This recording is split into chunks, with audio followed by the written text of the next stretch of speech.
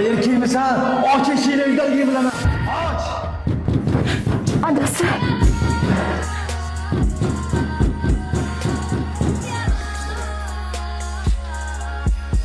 Arzimagan pul ekan-ku, odamlar o'lib ketyapti. Bunchalik qilib tashlash shart emas. Sal o'zingizni bosib oling-ku. Erkak shunaqa bo'lmaydi. Ertaga deganingizga 1 oy bo'libdi. Men siz orqangizdan yuguraverman. Pul odamni jigardan bo'lgan. Qarzimsiz uzib qo'ying aka. Men aytgan ish nima bo'ldi?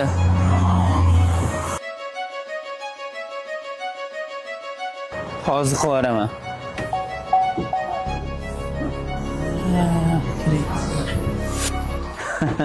Behruzboy, O'rtoq, yaxshimisan? xudo urib boyligingizni olib qo'ydi desam, erkaklik g'ururingizni olib qo'yibdi-yu.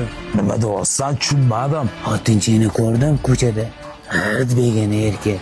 Qo'llaridan ushlab mashinasini olib ketdi. O'zingga qarab gapir. Xotinim haqida gapiryapsan. Endi to'g'ri tushunsa bo'ladi. Seni ham kimdir boqish kerak-ku. O'chir o'zingni. Ras.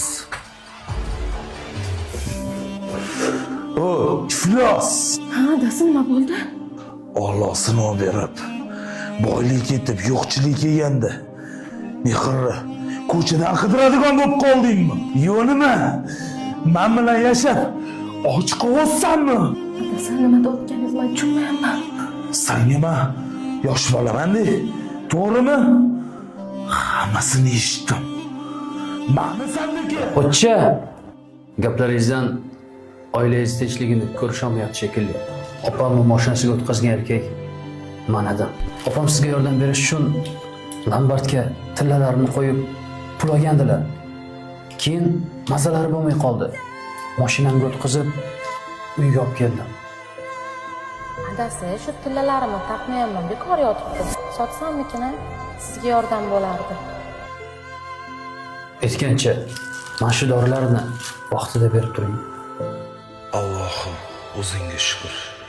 Sabrimdan ortig'i bilan sinamaganing uchun.